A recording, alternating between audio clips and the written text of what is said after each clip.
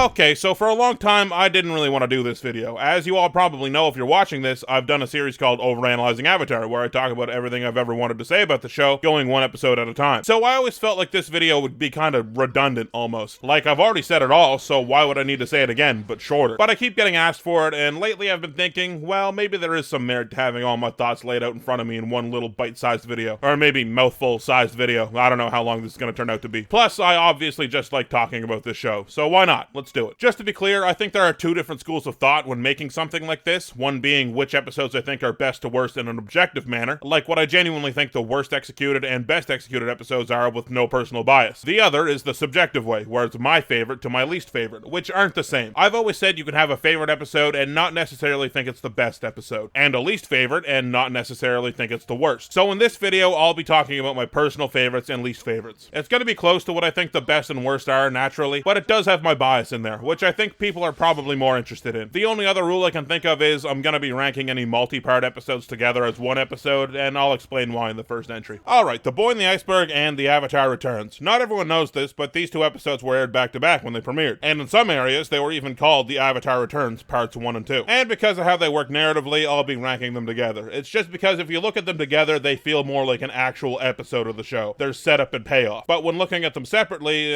not so much. So what do I think? Listen, man, I know I'm not the first to say this, but beginnings are hard. It's really hard to introduce characters in a world, and for what it's worth, Avatar does a really good job of it. Like I say in Overanalyzing, all the characters are characterized very strongly right away, and you believe the world immediately. But the question here is it really an outstanding episode of Avatar: The Last Airbender? No, not really. And you don't expect it to be. It hasn't found its legs yet. It's just getting started. So I guess the answer is really good start to the show, but not a great episode of Avatar. I guess that adds up to a B. The Southern Air Temple. This episode is surprisingly good in the face of the first two episodes and the ones that follow it. You find out so much about Aang and Zuko in the world, and it all feels so natural and important. Like, you get so much of the story just by the characters talking to each other and not having it be told to you. Yeah, Zuko versus Zhao is kind of embarrassing, but it's one hiccup in what is otherwise an awesome third episode. I think it's really good. That's an A-tier banger for me. The Warriors of Kyoshi is a little bland. Sokka gets some good character work, Aang works through some stuff gracefully early in the show, which is good. Like, we had to have the 12-year-old kid gets an ego because of his status beat. It just had to happen. It makes sense. Thankfully, they get through it in about 10 minutes, and we basically never revisit it again. So this episode has that going for it. Yeah, and Sokka starts to open his mind, get away from the views his village life has instilled in him, which is good. It's interesting. But this episode feels janitorial almost. It's like, okay, let's get this stuff out of the way, and then we can move on. Oh, and Suki's there too. The fight at the end is underwhelming, and the resolution with the Unagi putting out the fire seems a little too perfect. We'll put that in C tier for now, under the opening episodes. We'll see where it ends up. The King of Omashu tries to be fun, but it isn't fun in the way the rest of the show is. It feels a little more childish than when the show hits its stride, which is fine. It's a kid's show. But in the context of how good the rest of the show is and how actually fun some episodes are, it misses. The twist at the end where it's actually boomy is alright, and I think it actually got me the first time I watched it. And the fight as an intro to earthbending is pretty serviceable, but those are pretty much the only two positives. It's not really funny, not much is memorable, and honestly, when I watched, this is almost a skip for me. It's gotta go D tier. Imprisoned. Oh, what a mess. I've always disliked Imprisoned. There's just something about it. It seems too self-righteous and overly dramatic. If The King of Omashu was the show not having its inner child charm down, Imprisoned is definitely the show not having its dramatic, heavier angles down. Haru is the blandest character of all time, and Katara's relationship with him isn't at all interesting either. Like, they bond over the Fire Nation taking their parents away, and that scene just adds up to them both saying, oh, okay. It's really weird. I think the climax is goofy and heavy-handed, and God, I hate that one-liner. Imprisoned is D tier for me. I really don't like it. The Winter Solstice Part 1, The Spirit World. See, I'm breaking my own rules here because I'm ranking these separately, even though it's a two-parter. And that's because it really doesn't feel like a two-parter. It's two basically completely unrelated stories. The only through line is Aang says at the end of this one what they're gonna do next episode. Anyway, Winter Solstice Part 1. While introducing some interesting concepts, also to me doesn't quite feel like premium Avatar. The concept of Aang not knowing how to do his spirit job is interesting, and the spirit world stuff isn't so bad either. And the Iroh plot line is good world building too. You get the first mention of Ba Sing Se, his nickname is the Dragon of the West, he sees the Spirit Dragon, and Zuko gets to make a really big important decision. Actually, now that I type this out, maybe this episode isn't so bad. It's got some good stuff in it. Let's put it in B tier. The Winter Solstice Part 2, Avatar Roku. Now this is a pretty good episode of Avatar. Definitely up there with the Southern Air Temple for the best the first 10 episodes have to offer. We've got a really interesting action scene right off the bat. good. The story is really condensed into one series of events for the first time with all the characters present. I mean, you've got the gang and Zuko and Zhao all here competing, which is really cool. I don't really care much for the Shayu stuff, but the end of the episode with the Roku talk and finding out about the comet and the Roku fuck you I'm the Avatar demonstration makes for a powerhouse few minutes to end the episode. It's really cool. Throw that one up an A tier. The Waterbending Scroll is a step back down, not an enormous one, but not every episode can end with a fire-hurling ghost. Katara gets some character work in this. We get to see her drive, her passion for the art and learning, which is really awesome. I could take or leave the pirates. They're not bad by any means, but they're not at all that memorable. And honestly, neither is this episode, really. It's got a couple good jokes near the end, but there's just nothing that really sticks out about this one. C tier, I think. Jet, one of my all-time hot takes. I think this episode is pretty good, despite what everyone else says. I think Jet is a really interesting character to put in a kid's show. A radicalized young man who had his parents killed by an invading army and will now do anything for revenge, and because of the wrongs done to him and to those around him, still sees himself as morally superior despite his monstrous actions. Now, I think that's a really cool angle. Well, that's just me, though. Katara is forced to do a lot of growing up in this episode, which, in tandem with the last one, is a good 1-2 punch for her when Aang and Sokka already had to do some maturing of their own. And Sokka gets his first really big W, and it deals with some really heavy concepts. I think this episode is underrated. It's an A for me, for now. At the end of this video, I'll probably go back and sort all this out, reorder a few things when it's all laid out in front of me. The Great Divide. Yeah, it's bad, I know. All the characters are annoying, and the conflict is mundane, and the action is forgettable. I don't really have a lot to say about this one. I agree with you. It's bad. F tier, skip it. The Storm. Pretty much everyone and their mom says that this is the episode where Avatar really gets going, and I agree. What I don't agree with is that this is the best episode in season 1. It is really good, I'll give you that, but I think as a side effect of watching through the show so many times, I've sort of fallen out of love with this episode. I like the dueling backstories a lot, just like everyone else, but for the rest of the episode, are you really that interested? When you think about this episode, do you really think about the epic climax where they save Sokka from the storm? Because I don't. I think this episode does the backstories really well, and not much else. But I still think that's good enough for an A tier. The Blue Spirit. Now this is what I'm talking about. This is my favorite in book 1. The first time Aang and Zuko work together, it introduces some cool, new, yet underutilized villains. The action's great. Like, standout for book 1, seriously. And it ends on a really cool, melancholy note, where Aang is outwardly sad and Zuko is inwardly, confusedly sad. And it feels like he doesn't really know why. And the storm does help this episode. Having both their backstories laid out in front of you and their parallels before they work together is a great idea. Executed wonderfully. S tier, first one. The Fortune Teller is the one where I think the comedy really finally gets there. There's some really solid jokes. All around, it's not a very memorable episode, and you think it would be because there's a volcanic eruption at the end, right? That usually sticks out in your head, but no, it doesn't really help. Younger me was a hopeless romantic, so I've always kind of been partial to this episode, even though I probably shouldn't be. It's not very interesting from like an objective view, but it has some fun moments, and it's my list, so fuck you, B tier. I'm definitely gonna say fuck you, it's my list at least a few more times in this video. Bato of the Water Tribe. This one's pretty divisive. I'm not the biggest fan, but I definitely like it better than a lot of the haters of this episode, if that makes sense. Aang has a moment of weakness, which is really the crux of the episode, which I don't think is too far out of character for him, but I really don't like the moment of Sokka and Katara abandoning him, even if it does play into the theme of the episode. This one just kind of feels clunky from a writing perspective. It does introduce June, though, so C tier. The Deserter. This is a kind of cool one, I think. There's this weird 2-episode stretch where Aang kind of acts like a dick for some reason, this one in Bato of the Water Tribe, to which he is served a healthy slice of humble pie each time. Which, I get, it's good to have your children characters learn these lessons, but I don't know, for this lesson especially, it never really struck me that Aang would act so callous, you know? Maybe he would. I guess he did learn the other two kinds of bending stupid fast, so this slow learning process would be frustrating. I guess it makes sense. I really don't like what this episode does to Zhao. It makes him feel like a weird yelling mess. Similar to the last episode, the writing feels a shade off, but it's definitely less than Bato, and the concept of the episode is cooler, so this one gets low B tier. Brother, no. The Northern Air Temple. I really don't like this episode. The characters introduced are annoying or boring. I think the conflict has a really cut and dry answer, that being that the Mechanist and his people are in the wrong, and the battle at the end, despite being the largest scale one we've seen so far in the show, feels weird and slow and unimpactful. None of our main characters get anything interesting to do, and because of this, the episode suffers a lot. This is some D tier shit. The Waterbending Master is pretty good. Getting to the North Pole finally feels good, and we find that we don't have a physical obstacle preventing us from meeting our goals for once, but instead a cultural one, which is a pretty novel experience for our gang. We get Sokka meeting Yue, Aang starting his real waterbending training, and Katara fighting for a right to party. This episode takes a stab at some real issues and has some really strong moments for Katara, and even though I think it kind of stumbles at the end with the necklace thing, I think overall it's pretty solid. We'll put this one in low A for now. The Siege of the North parts 1 and 2. The finale to book 1 has some pretty high concept shit going on. You got Zhao murdering the moon, you got Koizilla, you got Yue dying, you got Ko, you got Zuko versus Zhao again, you got Zhao dying. There's a lot going on, but everything I just listed takes place in part 2. Even Ko, which is surprising sometimes when I think about it, which is like, I guess that's what you're looking for in a part 2, all the finale shit, but at the same time, it feels a little rushed. Part 1 is setting up the invasion and the first few scuffles there, and setting up Aang's trip into the spirit world, which works, but I feel like this finale really suffers for the fact that we didn't get to spend a lot of time in the North Pole. Like, if we got 1 or 2 more episodes to naturally introduce the spirit pond, or Yue being the moon Horcrux, or to develop Sokka and Yue at all, I think this would have been a lot stronger. But what we got is still pretty solid. I just think if you cut maybe the Great Divide in another not so great episode, and gave them more time in the North Pole, it could have been even better. But for this 2-parter, top of B for now, I think. The Avatar State is a good way to start book 2. Azula's introduction is really strong, and both Aang and Zuko's stories are too. It answers a very necessary question, and that why doesn't Aang just go kick the Fire Lord's door down in the Avatar State? We get to see Zuko's home life from a new interesting angle too, and of course we get some lovely parallels between him and Aang. As far as opening episodes go, this one is good. Top of B as well. Giver to lover, separated from one another.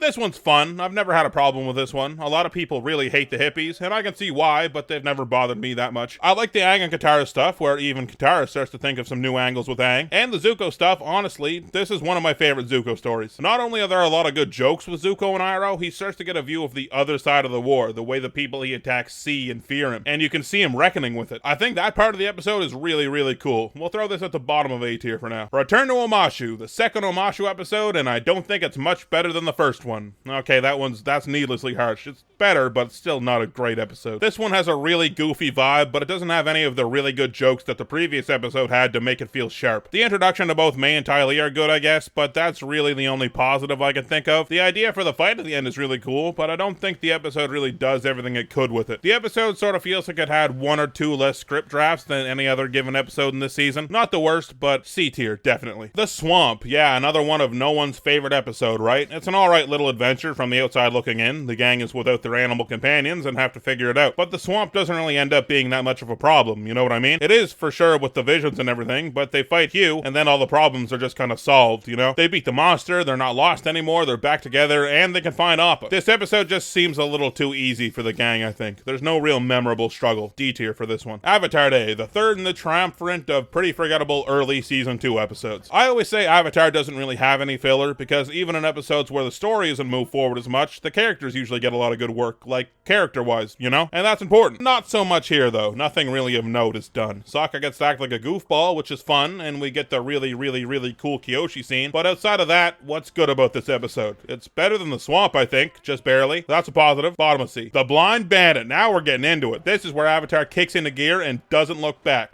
Fuck yeah. Earth Rumble 6 is great. The jokes are great. Toph's introduction and learning about her is great. The Wrestlers versus Toph is great. What do you want from me? This episode is great, obviously. Top of A tier. Zuko Alone, another banger, clearly. This is one of the all-time greats. Zuko gets the entire time code to himself to have this sad boy western episode. And you learn a lot about his home life as a kid, and that frames his struggle and undying will to get back to that life to be even more sad. That's his goal? He wants to get back to that hellhole? But that's all he knows, and that's a very sad reality. I love that the family he meets is somehow the family he's always wanted, as well as a stand-in for his own family. I think that's a really cool idea. And of course, you've got the killer scene at the end where Zuko gets to be a bad motherfucker, and it still ends on a punishing sad note for him. This one's chef's kiss, man. This is S tier. Come on. The Chase, another great one. The real introduction to Toph, to the group dynamic. While I don't really care for the inner conflict of the group for this episode, that being Katara and Toph not getting along, I think it's saved by the chase aspect of the episode. The episode doesn't stop. There's no downtime, and when there is, it's stolen. They gotta get moving again. I like that a lot. Usually our characters are challenged briefly and sharply, but in this one we get to see how they handle them being under pressure for an extended period, which is awesome and unique. And of course, I'm gonna sound like a broken record here for a lot of the episodes moving forward. The end action scene is awesome. A 3-way fight is a great idea on its own, and for it to evolve into a team fight against Azula without a word is a great moment for Azula as a villain. It's like everyone just silently comes to the conclusion on their own that, yeah, she's the problem, we gotta focus on her. And our 2 sets of heroes finally get to work together for once. Another A tier episode. Bitter Work, a personal personal favorite of mine. I don't know, I've just always liked training episodes, and Avatar does it in a really interesting way. It's not about the physicality for Aang and Zuko, they're both very physically inclined young men. It's about the learning process and their mentality, which I think is just naturally more interesting. You get a really healthy dose of philosophy from Iroh, and all the training scenes are really fun. And you know, I love when Zuko and Aang are compared to one another. You've heard it in Overanalyzing Avatar, and like 5 times in this video already. Sokka and the baby moose line is kind of meh, but that's the only really meh part of the episode. This is top of A, and it could end up in bottom of S though at the end. Hold on to your fucking hats. The library, I think, is probably the weakest episode that's in season 2 that comes after the Blind Bandit, if you can follow that sentence. That's not to say it's bad at all, it's just in some very athletic company, you know what I mean? It's got some cool stuff going for it. The library is a cool idea. I like Wan Shi Tong. The planetarium scenes are really pretty, but I still do think this episode stumbles in the end with the scramble out of the library and the Aang and Sokka doubling back thing. I still think that steals a lot of the dramatic tension from the situation. It does some legwork for the overarching story too, finding out about the eclipse, so that's a positive. And I can't really think of anything super negative about it, but you don't have to have an outright negative thing for one episode to not be as good as another. I think this one fits in the tippy top of B tier for right now. The desert, a really good one for Katara and Aang. I always like getting to see different sides of characters because of hardship, and we definitely get that for Aang in this episode. And Katara gets to do what she does best, being the matriarch, and you get a lot of strength out of her this episode. We also get introduced to the idea of the White Lotus for the first time, and that's really interesting. A lot of people's highlight for this episode is Sokka being high, but a lot like the storm, I think I've just fallen out of love with that joke over the years. It doesn't really do it for me anymore. What does do it for me is the juicy Avatar state scene at the end. Aang's not in mortal danger or angry at a situation. He's angry at a person, which is a first, and it's awesome. I love this scene. And everyone can empathize. He's like, you stole my fucking dog, I'm gonna kill you! It's really cool and scary almost, but it's also really real and emotional, which is a hard combination of feelings to hit. It's gotta be A tier. The Serpent Pass, and yes, I know that in some areas, the library and the desert were aired together under the name The Fury of Aang, and this one and the drill are sometimes known as The Secret of the Fire Nation. But these ones are on their own on the tier list because they feel like episodes when they're by themselves. So I don't want to see any of you down in the comments actuallying me down there, okay? You got that? Smarten up. Anyway, The Secret of the Fire Nation Part 1 is pretty good. We get reintroduced to Suki and Jet. That's fun. I like Aang reckoning with his emotions and pulling way too far back because he feels like he was too far in the other direction before. I like that a lot. That feels really human. It's a very emotionally centered episode, much more than the action. And I think it does really well because of that. You need that once in a while. Call it A tier. The drill is the complete opposite of the Serpent's Pass. It's one big action problem-solving set piece, which I praised on Overanalyzing. I like that there's one very character-centric episode, followed by a very action-centric episode. Feels like they really thought that out. I've been saying it over and over, but the quality is just insane at this point. All the jokes hit, all the action is unique and awesome, all the characters feel comfortable and like they're really in their prime. And putting that all up against one big problem is a good way to make a good episode. Another A tier. City of Walls and Secrets, the introduction of Ba Sing Se proper. For some reason in my youth I remember not liking this one, and I can't for the life of me figure out why. This one is great too. The intrigue is masterfully paced, and I don't use the word masterfully very often. The gang slowly figures out the dark corruption of the Earth Kingdom capital, while Zuko and Iroh work at Starbucks. That's a pretty good idea for an episode. The highlight is the very end, with Long Feng laying out how and why Ba Sing Se is so messed up. And Judy II, who I henceforth will be calling 2D, shows up for an awesome stinger to end it. The idea of the Earth Kingdom capital being the most unsafe, twisted place they've been to yet is great. You know where it goes at this point. The Tales of Ba Sing Se. This is a weird one to rank. Some people list this as their favorite episode in the whole run, and I was one of those people at one point. I like the idea of the anthology episode, getting to see what our characters are up to on a day off, just getting to spend some time with them. But most people list this as the best episode because of the Tale of Iroh, which I understand. The Tale of Iroh is the best 5 minutes this show has to offer, no doubt. But the question is, should that carry an entire episode to being top 1? Are the Tale of Katara and Toph, Sokka, Aang, Momo, and Zuko really standout ATLA content? Well, Zuko's is really good, but as the years have gone on, I've decided for me that no, they're not premium Avatar. The Tale of Iroh is incredible, but I don't think it should hoist the entire episode to the top of the podium. Still definitely A tier though. Appa's Lost Days, huh? Trying to make me cry, huh? Yeah, despite this one being about a big giant monster cow thing and there being not a lot of dialogue, it still managed to hit you in the feels really hard. Because, you know, everyone loves Appa. He's basically a giant dog, and everyone loves dogs. Well, most people. And everyone hates when bad things happen to dogs. It's kind of a cheap shot when you think about it. Plus, it has Guru Patik, and I'm down for any episode that he's in, honestly. Bottom of A tier it goes. A tier's getting a workout here, man. Lake Laogai is one of the most complete episodes of Avatar you're gonna get. I think it's a really, really good episode. Amazing drama and amazing action. The storylines all collide in these awesome moments below the lake. The Appa storyline is finally complete. complete, Jet's brainwashing is finally resolved, and of course you got the amazing scene with Zuko and Iroh. Everything is firing on all cylinders this episode, and it ends on a moment you've been waiting for too long at this point. Put it up there with Bitter Work and the might end up in S tier category. The Earth King is an interesting episode. It starts off big and loud with one of the coolest action scenes in the show, but once the kids win the Earth King's trust, it slows right down so it can set up the finale, which isn't a bad thing. You need to set the pins up if you're gonna knock them down. The episode does suffer a bit from its need to do that though, but luckily everything it's setting up is really interesting. Plus it's fun and funny. Seriously, if an episode just has a good comedic vibe to it, it's usually gonna get a good ranking from me. It's just that simple, and I think it still belongs in A tier. The Guru. I think this one holds a special place in a lot of people's hearts. Of course, the main draw is Aang working through opening his chakras, which also means working through a lot of the emotional baggage he has. Everyone can appreciate that, and it's all done with this wonderful acceptance of it's okay to be hurt, but the need to grow past these things. Plus, you get Sokka meeting up with his dad, and that hits you in the warm fuzzies, and Toph changes the whole goddamn earthbending meta. Man, I might need to make a new tier when this is all said and done. Put it up in the could end up in S tier as well area. But the Guru and the Crossroads of Destiny aired together as a two-part finale. Listen, man, I'm sorry. My rules are nebulous and beyond human understanding. I hope you can work through this. I know it's gonna be hard. The Crossroads of Destiny is obviously great. What an incredible finale to an incredible run of episodes. Zuko's unbetrayal is an awesome gut-dropping moment after seeing him grow so much over the season. The fight is unique, a 2 versus 2 with a lot of cool, never-seen-before moves. And of course, Aang being shot dead out of the sky by Azula after one of the coolest Avatar state activations ever. And writing structure would usually have you believe that the best practice would be the heroes hitting their lowest point at the end of Act 2, which this is. So some really bad shit going down shouldn't be a huge surprise, but I don't think anyone saw the main character getting killed and the Earth Kingdom falling coming. This episode has a lot of chutzpah, and I spelled chutzpah right on my first try in this script. That's how good this episode is. It got me to spell chutzpah correctly because it deserves that much respect. Put it in fucking A tier already. People are gonna be bored with me putting so many episodes in A tier in a row, but this one is gonna end up there too. The Awakening is a great dark opening to the darkest season of the show. You can really feel the tonal shift. Aang is struggling emotionally and he doesn't want to face his failures. Katara and Zuko both reunite with their fathers that they haven't seen in years, and they find themselves in very different but believable conversations that just feel human and real and understandable, and Aang acting out feels all too real as well. This episode sets up the season's tone as one of emotion and consequences, and that's just what we needed. Okay, the Headband, another one where you either like it or you don't like it. Well, I guess those are the two options all the time. You know what I mean. It's a bit jarring after how heavy the opening episode was to jump into this really goofy story about Aang starting an actual Dance revolution in the Fire Nation. This one has never bothered me though. I think it's a bit of fun, and you open up Katara and Aang even more to each other, which is always good. And you get the start of the Iroh-Zuko prison talks, which are one of my favorite series of conversations in the show. Which, I mean, I don't know how many more series of conversations there are. Man, this entry isn't going too well. You know, I get it if you don't like this one so much, but we're dusting off the B tier. I think it goes there. The Painted Lady, a triumphant episode. This episode has it all. Deep, important ties to the rest of the show. Our characters grow and evolve in ways we would have never seen coming. The comedy is unbelievable. Double-digit gut-busting moments. Beloved one-off characters that are so memorable, people still want to know more about them to this very day. And the finale moment. One of the most intricate, incredibly animated, fast-paced fight scenes ever shown on the small screen. This episode is a tour de force. I'm lying. I hate this episode. F tier. Get the fuck out of here. Sakus Master, a fan favorite, no doubt. And me, being a fan, well, do the math. I really like this episode. I basically like any episode where Sokka gets to shine. I wonder why. It's not like I identify with him or anything. I think Sokka really needed an episode like this to feel complete. One where he rises for once, not one of his more magically inclined friends. And Piandao's awesome. Come on. His relationship with Sokka is so pure and fun. He's like a father figure to him. It gives you this nice feeling inside, you know? Oh, and also Iroh gets fucking ripped. Oh yeah! A tier minimum. The beach is fine. I know a lot of people vibe with the villainous teens getting a slice of average life, and it's alright. But for me, it's never been the most interesting episode. Zuko and May have never really interested me, so them getting so much screen time feels like kind of a drag. The Azula stuff is probably the most interesting on paper, but in actuality, I don't think they really take it in an interesting direction. Like, yeah, she's weird and doesn't get social interaction, but they never really take it anywhere. And I wish they did. Combustion Man is cool, and I like the Breakfast Club scene. Despite not caring much for the melodrama of the rest of the episode, I still really do like this one scene. So I guess that all adds up to throw it in the middle of B tier. The Avatar and the Fire Lord might make the S tier cut, actually. It kinda cheats though, doesn't it? We finally get the answer to then everything changed when the Fire Nation attacked. That one's been in the back of my head for a while. Plus we get a summarized version of Roku's entire Avatar journey and his struggles with Sozen, his best friend, and how power corrupts. And Roku has this lovely nostalgic feeling through the whole episode. It's got a lot of stuff going for it that we wanted to see. It's a bunch of cheap shots. It's not fair. Oh, and you get one of the best twists in the whole show that in the end really doesn't add up to anything, but it's still undoubtedly one of the coolest reveals. Yeah, I think this does sneak its way into S tier. Yeah, fuck you, it's my list. You know how it goes. People aren't gonna like this one, but I've always had a soft spot for the Runaway. I think think it's genuinely one of the best episodes in the show's run from a humor standpoint, and that does a lot for me. I love Avatar's humor, but it also has a lot of heart. One of my favorite scenes in all of Avatar is the Sokka and Toph talk at the cliff. I love that these two confident and comedic characters can be vulnerable and have a moment together. That always rings as really important to me. I know this episode has its detractors, but this is squarely A tier for me. Fight me, you'll lose. The Puppet Master, another fan favorite for even more obvious reasons, that being that bloodbending is really cool. I'm a big fan of horror and psychological thrillers, so the vibe of this episode is basically built for me. The pacing is really, really good. You always have this feeling that Hama isn't quite what she seems, but all the hints are spaced out enough and just vague enough that you either figure it out just before the characters do, or you figure it out with them. And that's exactly what this episode was going for. In that respect, this is one of the most tightly written episodes of the entire show. I think it fumbles the bag at the end with the fight a little bit, as you all know, but the writing is just too good, man. A tier. Nightmares and Daydreams. Not my favorite episode by any stretch, but I don't have as big a problem with it as many people do. I think a bit of fun between the Puppet Master and the invasion wasn't totally necessary, but it is justifiable. Avatar is a fun show. We love it for how fun it is, how fun the characters are. So having one fun, off-the-wall episode in here in the middle of all the seriousness harkens back to what made us fall in love with the show, or at least it does for me. Does it go a little too far? Yeah, probably, but you know, everything in moderation, even moderation. Around bottom of B makes sense. The Day of Black Sun, the invasion, and the eclipse. The culmination of the entire show's run. Everyone comes back to throw everything they have at the Fire Nation. A great idea. I don't think anyone expected all these fun one-off characters to come back and help the cause. The invasion is great, though somewhat smaller scaled compared to what it's been built up as. That's to say, it's just a ragtag group of friends and allies from around the Earth Kingdom, I get it, but it's still pretty small, right? To be built up for a whole season at this point. Still though, the action is really good, and it only gets better in part 2. The Azula showdown is awesome, and the Zuko and Ozai talk and brief scuffle is one of the highlights of the entire show for a lot of people. Zuko finally turns coat and sees the light, and even though the invasion in the end is a failure, there's still hope. I think these two together just sneak into S tier. Alright, the Western Air Temple. Not a lot happens in this episode, it's just mostly Zuko trying to weasel his way into the gang. And he does figure it out by the end. The thing is though, not a lot has to happen in the show for it to be a really good episode at this point. Everything is just so great. The story and characters and situations they find themselves in just carry it. Combustion Man shows up at the very end and Sokka gets a big W, but that's kind of an afterthought. And Zuko finally joining up feels good too. I ain't hating, I'm just saying this is kind of a slower episode, but it's still really good. A tier. Can't help it, man, I'm sorry. The Firebending Masters. So if you've watched Overanalyzing Avatar, you'll know that this is my favorite episode. Zuko and Aang playing off each other is just awesome to watch, and seeing them get along feels really good. And we get some interesting insight into firebending, since Zuko needs to learn a new way to go with his new outlook. And the dragon dance is just beautiful, man. Whoever came up with these visuals is a genius. This looks incredible. And having this wondrous moment being the thing that pushes Aang past his fear of firebending is just inspired. I love this episode. It is an instant S tier for me. Put it at the top. The Boiling Rock, where logic goes to die. The writing with the prison break is kind of ham-fisted. They hand-wave a lot of kind of important stuff, like them breaking into the prison in the first place, and them getting the cooler out of the building. And yeah, for a show that usually has super tight writing, it is pretty noticeable. But like many episodes, the show carries itself past these problems. Re-meeting Hakoda and Suki is great, and the betrayal at the end of this two-parter feels really weighty and important, and like it makes a lot of sense. I just wish it found a way to be a little tighter. Throw it in B tier. Not the best, not the worst. The Southern Raiders is where things get their heaviest, and I think the show does a really good job of handling this really mature topic. It's very nuanced. Nothing about this episode is black and white. It asks a really big and hard question of forgiveness or revenge, and there isn't really an answer at the end. It's just the reality that these situations are painful, and we have to find a way to deal with them and not let them control us. It's some really dense subject matter for a kid's show. Plus, this episode has one of my favorite scenes where the gang is just talking and discussing what Katara's plans are, and it's very, very serious. And there's a lot of very adult and mature takes. This episode is awesome, but it doesn't quite hit S tier for me. I know it strikes a chord even harder than it does with me for some people, so try not to hate me too much. Solid A tier episode. The Ember Island Players. Yes, it's all been said before. Greatest recap episode ever. It's a waste of time. It's just fine. As a fan of Avatar humor, I am a fan of this episode. I think it's got a lot of good jokes, and that's all there really is to say about it. B tier, right?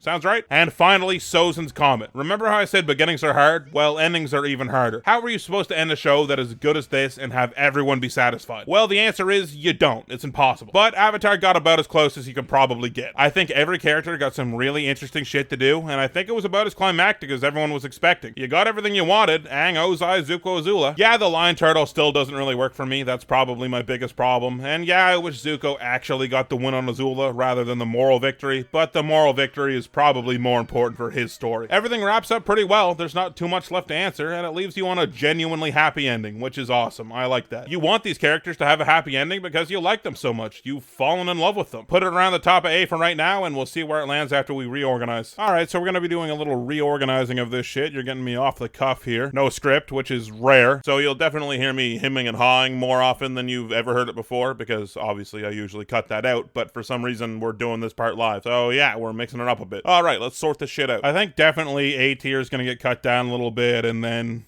B tier will probably get a little heftier, but I think the extremes of the list are pretty much going to be what they are. But we'll see as we go through it here. So S tier looks pretty solid ordering wise for me, like Firebending Masters at the top, Zuko Alone. Probably... No, that seems right. And then the Day of Black Sun on the bottom. Yeah, that seems all correct to me. But then I had like 3 or 4 down here where I was like, they could get up there. So Bitter Work... That's really close, man. I do think the Guru sneaks into S tier just barely, because I really like that episode, man. And Bitterwork, Lake Lao guy, that seems right. Sozen's Comet right below them. Yeah, that makes sense. The Blind Bandit get above that. Maybe, yeah, maybe we'll put Toph up here, and then the finale. That seems right in my head. Then what comes right after that? The desert definitely isn't the one that comes right after that. So we'll throw the desert down the dredges here for a second. Southern Raiders. I like Sakus Master more than Southern Raiders. Like, I stopped halfway through the tier list. I just started kind of throwing them into the tiers just because I thought it'd be fun to do this part. So, it's like half ordered, half not. But we'll figure it out. Southern Raiders are the Runaway. Probably Southern Raiders. That seems right. The Runaway can probably move down a few spots here. Crossroads of Destiny is definitely above the Runaway. So is the Awakening. Handtails of Bossing Say. We'll move you down here for now. Now the Crossroads of Destiny into the Awakening and the Tales of Bossing Say. Now where does Tales of Bossing Say go? Because, alright, that was my point. It's like, does the 5 minutes of the Tale of Iroh really carry it above the 22 minutes of really good stuff that these episodes have? I don't think so. But then where's your cutoff? Does that 5 minutes beat, well, 5 minutes and change, but 5 minutes plus the other few stories that are quite enjoyable still, but you know what I'm saying. We're gonna say Tales of Bossing Say beats out the Runaway, and then the Chase beats out the Runaway too, I think. The Storm being somewhere in the middle distance of A tier seems right. I know everyone really wants me to like that episode, but like I said, it's just kind of falling out of love with it, man, you know? So the Storm can probably move down. Throw it here for now. And the Runaway into the Western Air Temple. I'll throw the Desert onto right above the Runaway. Chase Desert, yeah. There's probably a better way to do this, right? It's gotta be. Anyway, I'm just gonna keep going. I'm like halfway through now. The Serpent's Pass can probably move down a few, but where to? Serpent's Pass can go under the Storm, I think. Cities and Walls and Secrets, I like probably better than the Storm. The Puppet Master can move way up, I think. It's just, the writing's too good, you know. We'll move the Puppet Master... here-ish, I think. Seems fair. Southern Air Temple is really good, man. That episode doesn't get enough love. The Southern Air Temple is very, very good. Better than the Drill? Well, they're probably around the same, but I think they're both better than the Serpent's Pass. The Waterbending Master can probably move up a shade too. We'll put that right above the Drill. Avatar Roku and Appa's Lost Days being at the bottom of A tier I think is good, but I think these 4 can probably safely move into B tier, and then we'll sort them out when they get down there. Yeah, that seems right. Bitter Work down to Appa's Lost Days being A tier. Yeah, I'm cool with that. Okay, so B tier now. So we've got the Deserter at the top. That's not going to stay there, clearly. So what is the top of B tier? I really like the Headband. Let's start with the Headband. The Headband's very good. Gonna be near my top of B tier for sure. Headband's better than Deserter, yes. So what's the Deserter better than? Not a lot when it comes to B tier, I think. We'll move you way down. The Earth King's good, just not A tier material, so we'll leave that there for now. Cave of Two Lovers, I like better than the Earth King. Jets can definitely be under the library. Definitely gonna be under Boiling Rock. Boiling Rock can probably get above the library, though. Jet, though. Let's figure out Jet here. Jet can probably go down beneath, like, the beach, probably. Even though I don't have the beach in the right place. We'll figure it out.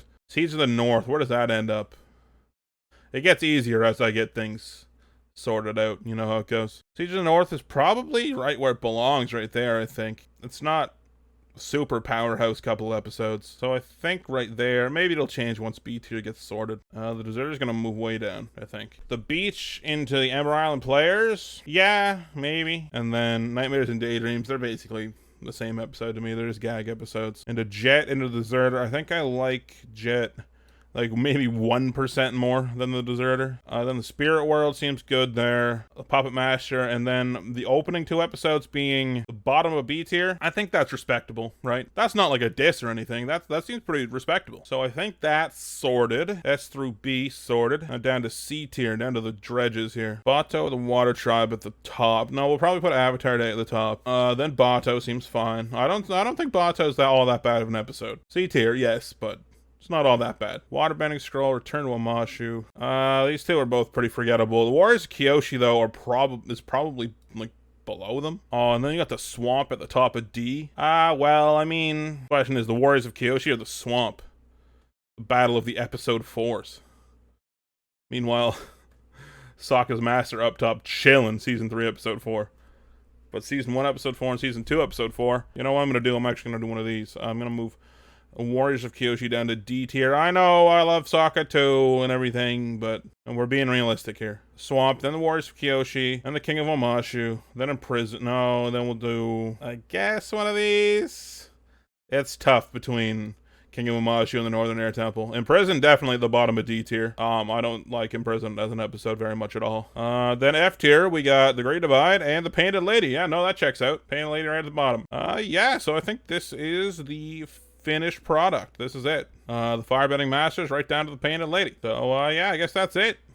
Thanks for watching, and we'll do the patron shoutouts. Actually, psych, I decided to plug my non-Avatar high-effort videos here. I know a lot of you really like Avatar, but the people who have given these videos a shot have said that they're my best videos I've ever made, and I agree. I put a lot of effort into them. They kind of feel like Overanalyzing Avatar, just more structured and more video essay-y. Go watch them. I bet you'll like them. Okay, actually patrons this time. Patron shoutouts. If you want to see 2 brand new videos from me, you can support me on Patreon for just a few bucks. Link, as always, is in the description below the video. Biggest shoutouts of all go to my top patrons, Agent Rhino, who paid $25,000 to a weird shady dude. Now he has 1 Dragon Ball Z style energy blast he's allowed to use whenever he wants. Danger Stranger, who once told the best dad joke of all time and instantly became a father because of it. Fritz Sullivan, who can walk into a haunted house and instantly tell you what kind of haunt it is. Ghost, poltergeist, demon, jinn, you name it. Jack, who can get you to pick a card, throw the entire deck in the air, and then nail your card with a throwing knife. Kevin Hall, who can kill anyone with a G in their name and face no consequences. Omega Fighter, who can bungee jump with a normal rope. He doesn't come back up, but he survives somehow. Sean Martin, who was toxic if injected directly into the bloodstream. Stephanie Riches, who won the exercise bike 100 meter, where you have to drag a 100-pound exercise bike behind you as you run. Thomas Lautenbach, who can shoot tuberculosis lasers out of his eyes. Good thing we cured that shit. That would have been a big issue like 100 years ago. Tiago Nascimento, who hit the first flat ground 720 on Heelys. Varunda, who has the bite force of a crocodile and the memory of an elephant. And Whitrow, who built their own log cabin using only their bare hands and their Narva S23 stroke harvester and firewood processor. And of course my god overanalyzers, Two Boots Are Beat, Ali QPZM, Andrew Watford, Aquia Snake, Austin Gallup, Be My Valentine, Braden Shanahan, Cade Stinson, Charles Barnett, Dizzy Payne, Dominic Saint, Distant, Glintlock, It's Carton, Jaziel Martinez, Jackson, John Ajaka, Justin Fletchall, KT and Den B, Leon, Nickel Pickle 582, Nicholas Abbott, Peter Bayron, Phil, Philip Conti, Pogger White, Reese, Rocket Mist, Ryan Maxwell, Samuel Vanderplatz, Super Snipper, Vavina Lockfire, Yosen, and there seems to be some sort of bear face at the bottom of the list. Next up, no copyright, I bet. I never get copyright claimed. Me? Copyright claimed? No, I don't think so.